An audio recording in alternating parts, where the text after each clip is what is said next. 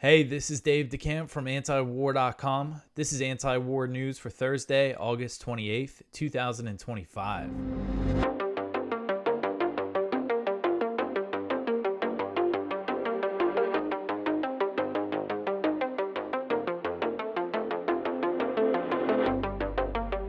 All right, this episode of Anti-War News is sponsored by the Expat Money Online Summit, which returns this October. This is the third year in a row that they are sponsoring the show and that we are helping promote the event. And the Expat Money Summit is hosted by Mikkel Thorup, the host of the Expat Money Show, a friend of ours at antiwar.com. And this free online event is packed with real strategies that you can use right now, like acquiring second residencies and citizenships, legally mitigating taxes, purchasing international real estate, setting up offshore banking, and more. This year's summit is focused on Latin America, and for very good reason, with all of the changing dynamics down there, and that is where Mikkel is based as well. So over 3 jam-packed days from October 10th to the 12th, Mikkel is bringing together top-tier experts to help you build your offshore plan B quickly and effectively in the region. Head over to expatmoneysummit.com to reserve your free ticket today. And once again, I will be speaking on one of the exclusive VIP panels. So if you want to get a VIP ticket, listeners of this show can use the code ANTIWAR for 20% off a VIP ticket, which includes lifetime replays, exclusive panels, and more. So go to expatmoneysummit.com and don't forget to use that code ANTIWAR if you want a VIP ticket for 20% off. Once again, expatmoneysummit.com. All right, the first story at the top of antiwar.com today. President Trump discusses Gaza with Tony Blair and Jared Kushner. So President Trump held a meeting in the White House on Wednesday with his former Middle East advisor and son-in-law, Jared Kushner, and former British Prime Minister Tony Blair to discuss the so-called day-after plans for the Gaza Strip. A report from Axios said that Ron Dermer, a close advisor to Israeli Prime Minister Benjamin Netanyahu, arrived at the White House ahead of the meeting, suggesting that he also participated. Details of the meeting are unclear, but U.S. officials had said beforehand that the talks were a policy meeting and that the topics would include post-war Gaza and getting more aid into the territory. So this is who gets invited to the White House to talk about Gaza. So Kushner, who served as an official advisor to Trump during the first Trump administration, he was the one, according to reports, behind Trump's earlier calls for the U.S. takeover of the Gaza Strip. Trump has said repeatedly that his plan would involve the removal of the Palestinian population, and Netanyahu and other Israeli officials frequently cite those comments to push for their ultimate goal of the ethnic cleansing of the territory. This is something that the rhetoric we always hear from Netanyahu, Smotrich, Ben-Gvir, we're going to implement the Trump plan. And what they're referring to is removing the Palestinians from Gaza, ethnic cleansing. And last year, as I'm sure many people remember, Kushner said that Gaza's waterfront property could be very valuable and said that Palestinians should be removed from the territory at least temporarily. He said, quote, Gaza's waterfront property, it could be very valuable if people would focus on building up livelihoods. It's a little bit of an unfortunate situation there, but I think from Israel's perspective, I would do my best to move the people out, then clean it up. But I don't think that Israel has stated that they don't want the people to move back there afterward, end quote. So Blair, Tony Blair, the former, for me, I think just because of my age when I grew up, whenever I hear the name Tony Blair, it's like George W. Bush. I just think about the invasion of Iraq, which Blair obviously supported. So I really don't know much about him beyond that, to be honest. But he's been involved in these so-called day-after plans for Gaza, and he's pushed similar ideas to Kushner. He is the head of a nonprofit that participated in a project involving Israeli businessmen to develop plans for a post-war Gaza that involved the building of a Trump Riviera and an Elon Musk smart manufacturing zone, according to a July report from the Financial Times. And these plans, which were shared with the Trump administration, also include the removal of 500,000 Palestinians from Gaza. And of course, this meeting comes, he's commiserating with Kushner and Tony Blair about Gaza when the situation, the genocide in Gaza is just at its worst point yet, with famine happening and Israel going through with this big escalation to take over Gaza City. And U.S. officials speaking to Axios and other media outlets are claiming that Trump wants this to be over soon, but he's not doing anything to achieve that. He continues to provide the military aid, which is fueling the genocide and all that. So it's just something real sick to be talking about the future of Gaza with Jared Kushner while all this is going on. And Kushner apparently has been very close with Steve Witkoff, has been advising him very closely, which is probably one reason why we have not seen a ceasefire in Gaza. All right, so the next one here, 60% of Americans oppose additional military aid to Israel. So another poll here, most Americans oppose additional U.S. military aid to Israel, and half say that Israel is committing genocide in Gaza, according to a new poll from Quinnipiac University. I think I said that right, Quinnipiac.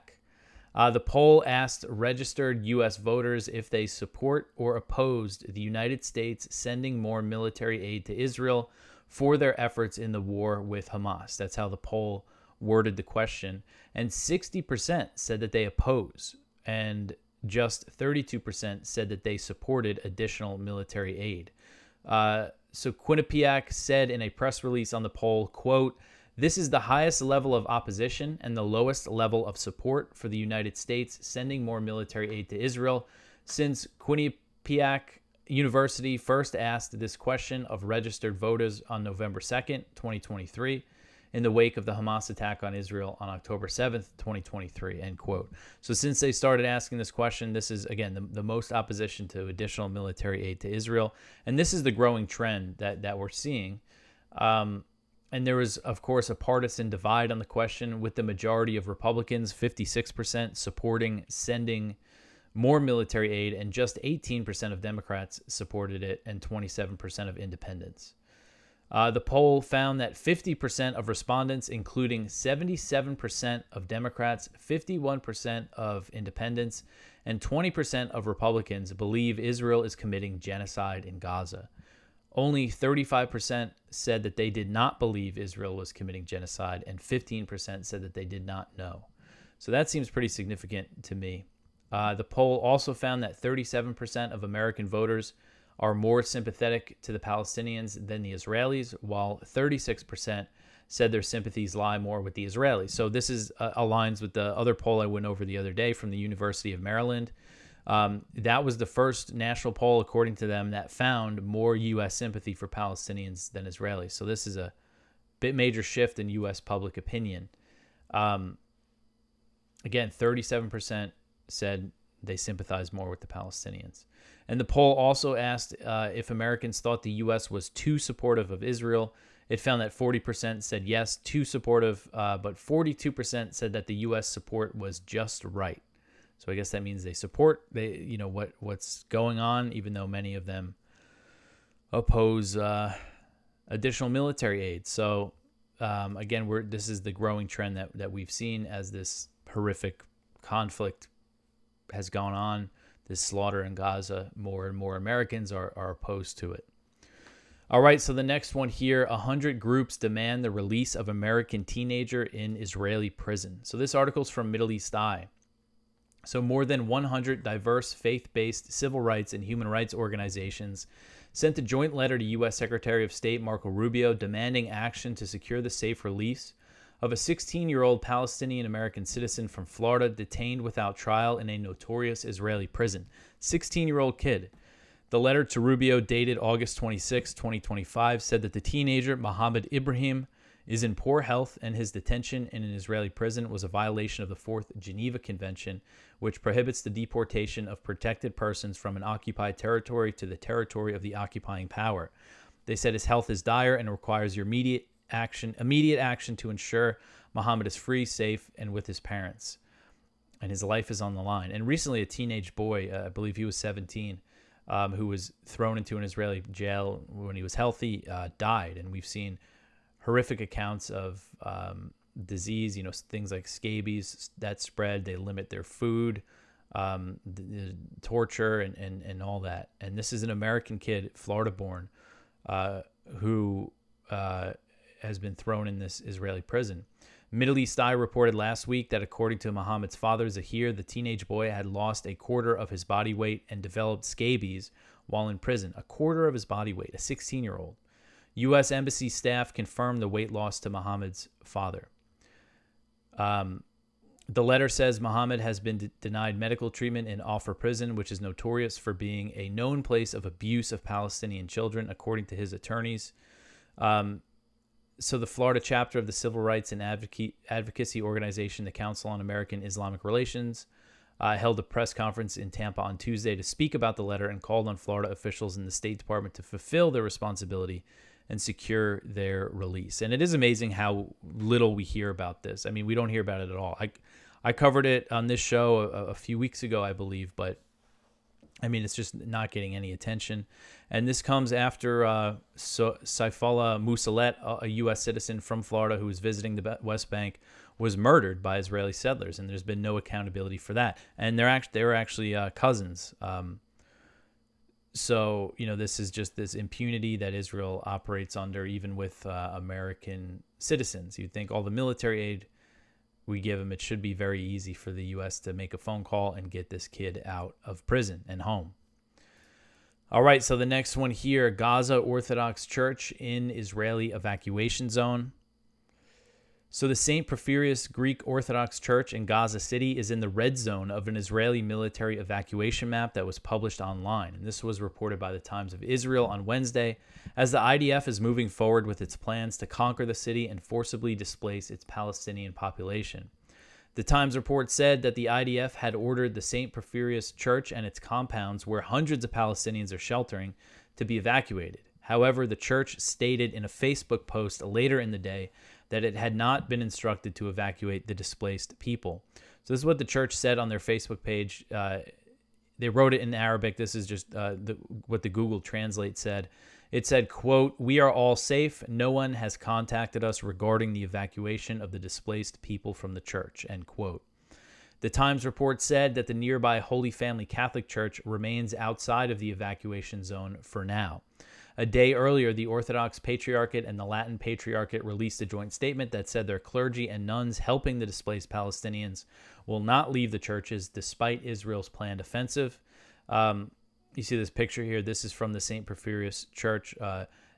Same thing with the Holy Family Church. They post pictures every day of prayers, liturgy, activities that they do with the churches. So have a very public, everything they're doing is very out in the open. So this is a quote from Father Gabriel Romanelli, the Catholic priest at the Holy Family Church. He told Vatican News on Wednesday, quote, "We all share the same feelings, seeing the needs of the elderly, of those who are anxious, of those who are sad and anguished, of people with disabilities.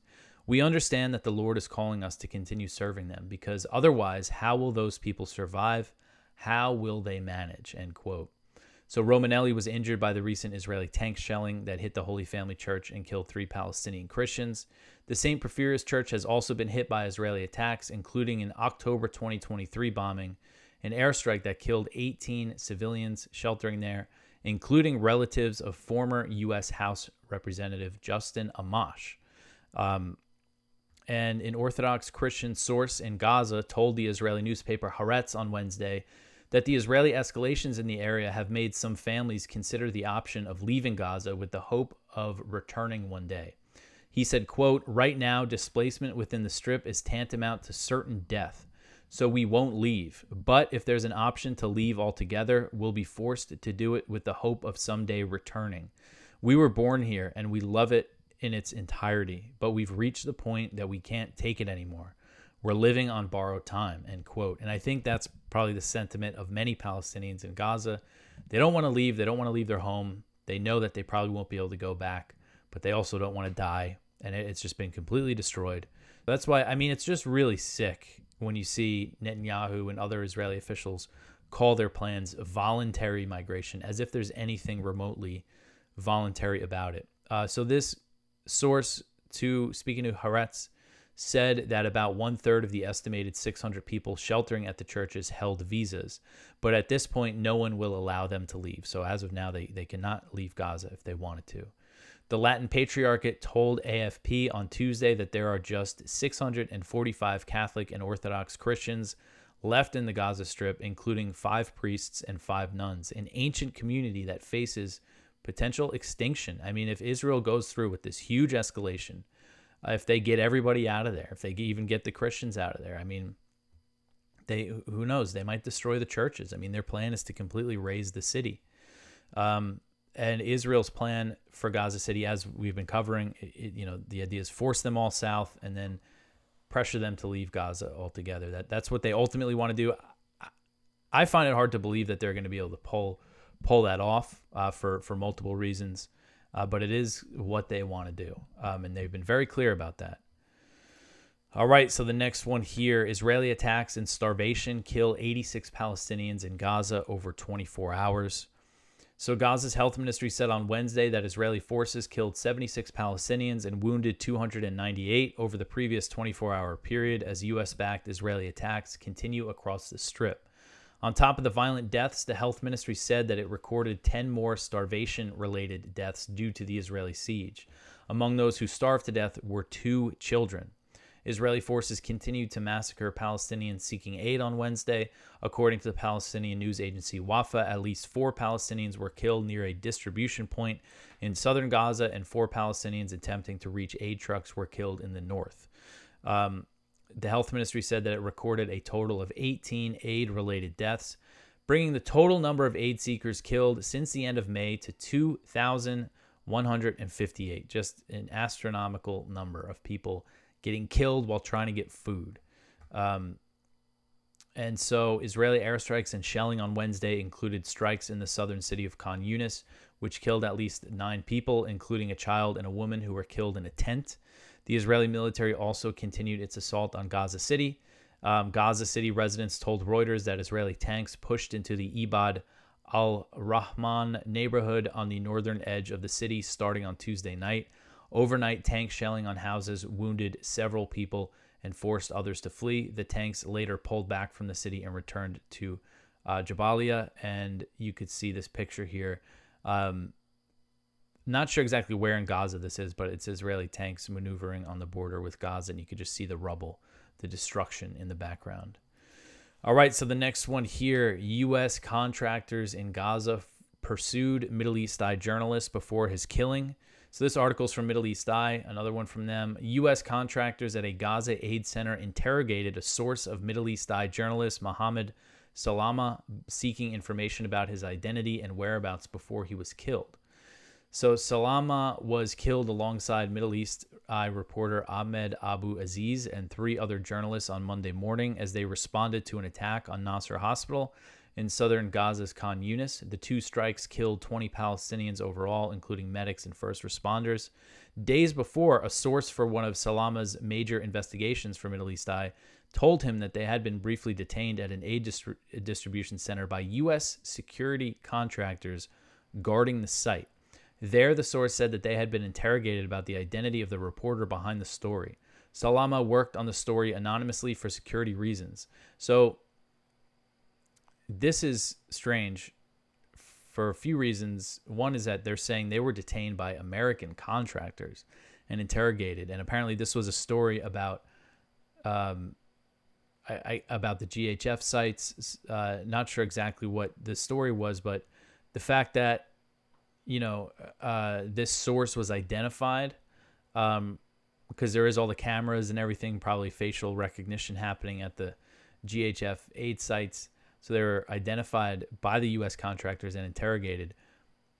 I mean, that tells me that there's, collaboration and cooperation between the U.S. contractors and the U.S. mercenaries, I should say, and the IDF, when it comes to this sort of thing.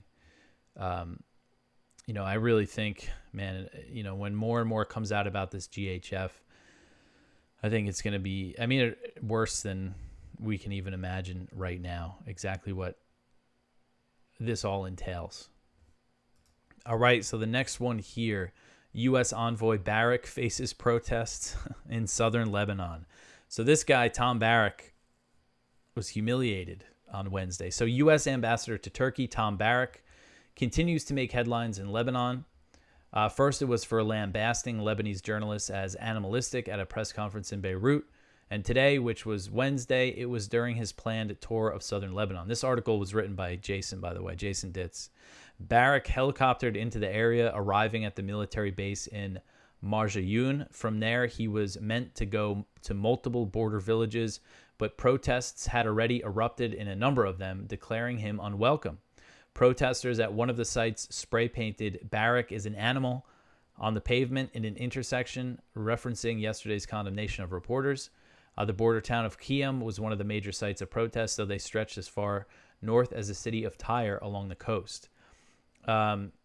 So these are the villages that they are planning, that they want to do this Trump economic zone. And apparently the plan, according to the reports, is that it involves destroying some of these villages in southern Lebanon and moving the populations out and creating some sort of industrial center. I mean, this just goes to show. I mean, like the Tom Barrack, the stuff that's happened in recent days, him berating the Lebanese reporters, and now him getting driven out of town, basically. I mean, it goes to show how this approach to Lebanon is just really absurd. What they're trying to do here, what they're demanding and proposing.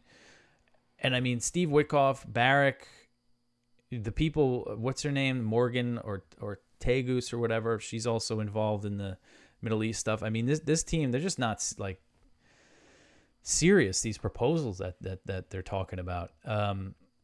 Especially when it comes to Syria and Lebanon and everything. And I mean, this just really goes to show what how bad they are at their jobs here, these so-called diplomats. All right, so the next one here, U.S.-Israeli plan includes turning Beirut suburb into refugee camp. So this article's from The Cradle. And this is more about, according to Lebanese media, what they're saying that this plan, part of the U.S. plan for Lebanon is here. So there's a new U.S. plan for a clampdown on the Beirut's southern suburb, which could potentially see the area come under the control of a foreign or Arab security force, according to a report released by Al-Akhbar newspaper. The southern suburb, a strong base of support for Hezbollah, was heavily bombarded by Israel during its brutal war on Lebanon last year. The suburb has been repeatedly hit by airstrikes since the ceasefire took effect. According to Al-Akhbar, the plan aims to treat the southern suburbs just like Palestinian refugee camps. The 1969 Cairo Agreement for years allowed Palestinian groups a degree of autonomy over refugee camps in Lebanon. Despite the agreement being declared null in the 1980s, the status of the camps has remained more or less the same.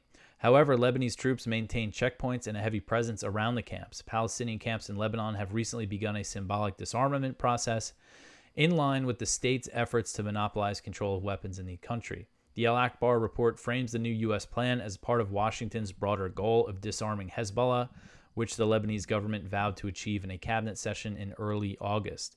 The U.S. proposal envisions checkpoints at all entrances of the Beirut suburb through searches of individuals and vehicles and a tight control of goods, materials, and money flows. This mission would not be handed to the Lebanese army. Instead, the plan calls for a foreign security force, possibly an Arab one, to take on the task. Al-Akhbar said the plan falls in line with the U.S. efforts to empty the southern border region. I mean, this is just, again, this is really crazy, this proposal here. They're talking about Beirut. They're talking about Dahia, I believe is how you pronounce it, the southern suburb where there's a lot of Hezbollah supporters, which was really bombed heavily during the war last year. All right, so the next one here, European countries to start snapback sanctions on Iran. So the UK, France, and Germany are expected to initiate the process of reimposing sanctions on Iran on Thursday, according to a Reuters report, a step that could lead to another U.S.-Israeli war against Iran. The European countries known as the E3 are looking to trigger the snapback mechanism of the 2015 nuclear deal, known as the JCPOA, to reimpose UN Security Council sanctions that were lifted when the agreement was signed. So they're eager to start this process. Something I don't think I mentioned is that these sanctions and the ability to snap them back expires on October 18th. So that's why they're one of the reasons why they're trying to rush this. Iran has argued that the E3 countries don't have the right to trigger the sanctions since it was the U.S. that withdrew from and violated the JCPOA in 2018. Iranian officials met with officials from the 3 European nations on Tuesday, but no progress was made, and the E3 had set a deadline at the end of August to trigger the sanctions.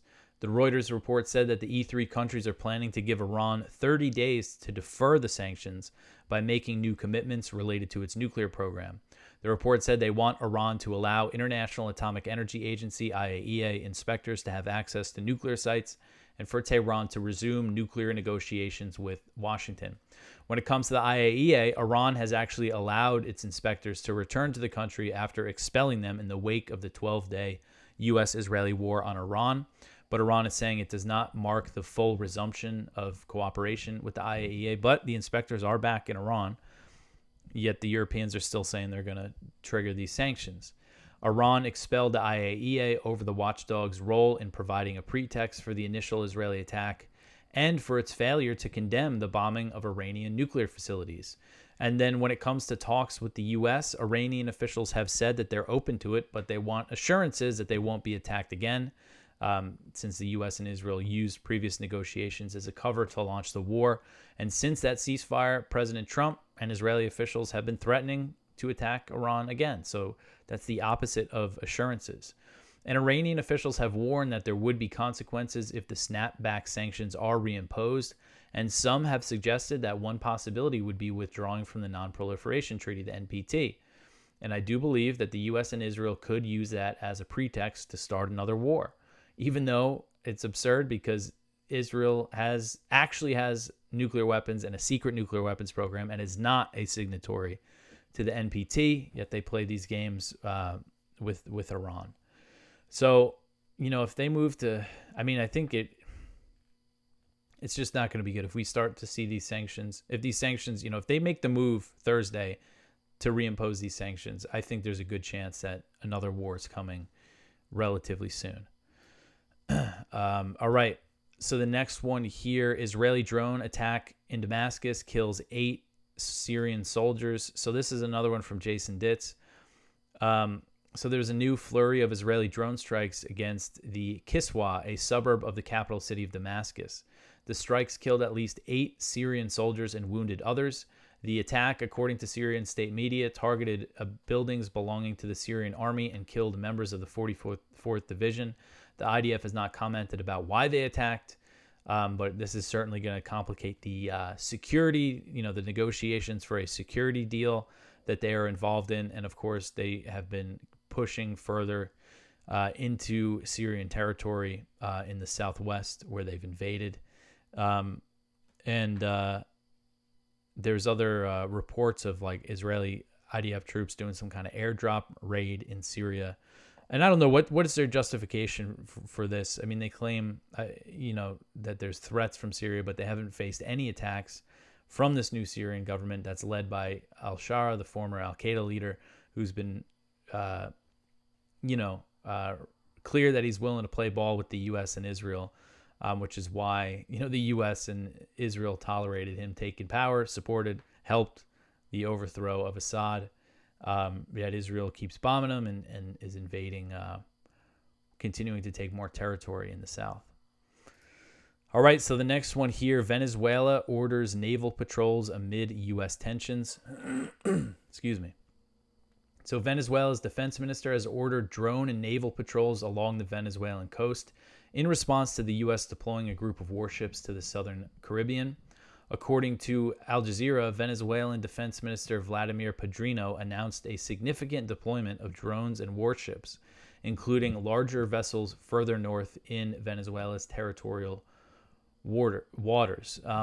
And last week, the U.S. deployed 3 Navy destroyers to waters near Venezuela's coast. And on Monday, Reuters reported that the U.S. was also sending a Navy cruiser and a nuclear-powered fast attack submarine to the region.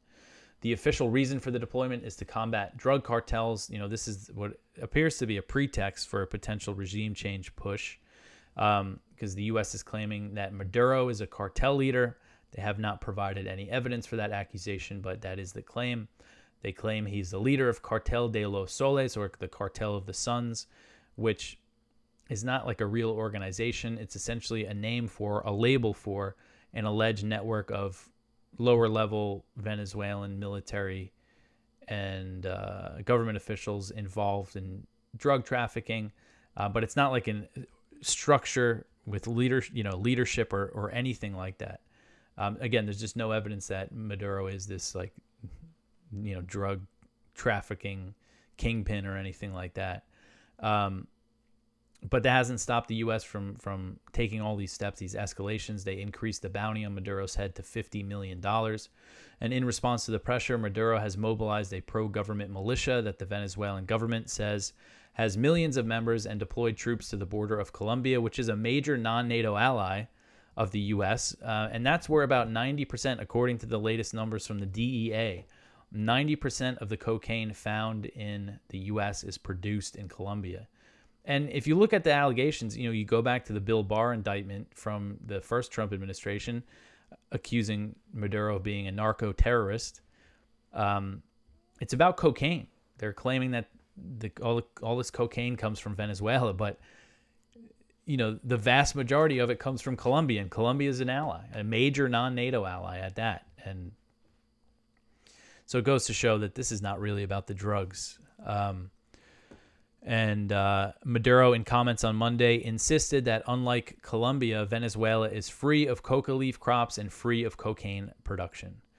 All right, so the next one here, the UN says children in Sudan's El-Fasher face starvation.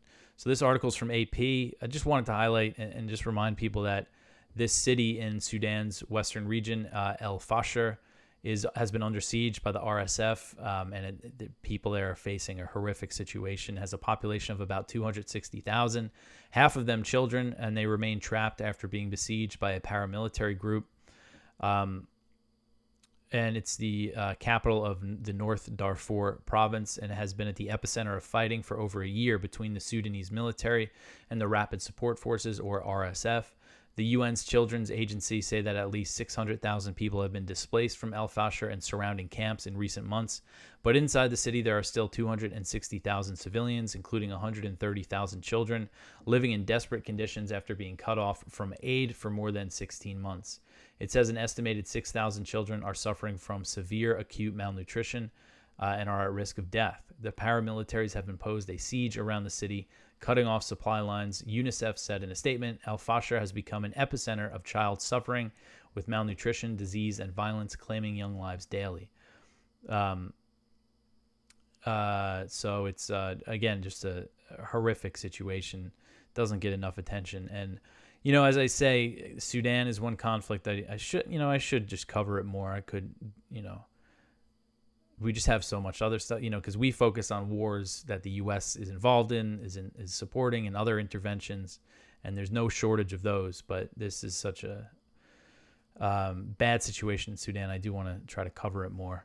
But that is it for the news for today. Please go check out our Viewpoints, one from Stavrula Popst. More lawmakers publicly blame Israel for starvation deaths in Gaza.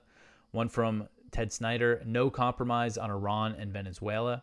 One from Mohammed El-Makhtar Sidi Haiba, the Palestine Chronicle case, when truth becomes the crime. One from Joseph Bouchard and Nick Cleveland Stout, U.S. nonprofits in the tank for Exxon, Chevron for Venezuela oil. Our spotlight is from Glenn Dyson, the fake narrative supporting a long war in Ukraine. So please go check that out. Go scroll around the lower part of our page or check out our blog. I have an interview that Kyle Anzalone did of Jeremy R. Hammond. He wrote the great book, Obstacle to Peace, the U.S. Role in the Israeli-Palestine Conflict. Other stuff in the blog over there. So yeah, always stuff to read and check out, even if you watch this show. But that is it for me. You could always support us by liking, subscribing, commenting, share our articles at our antiwar.com articles, all that stuff. Follow us on social media. I will be back tomorrow with some more news, one more show this week. Thanks for listening.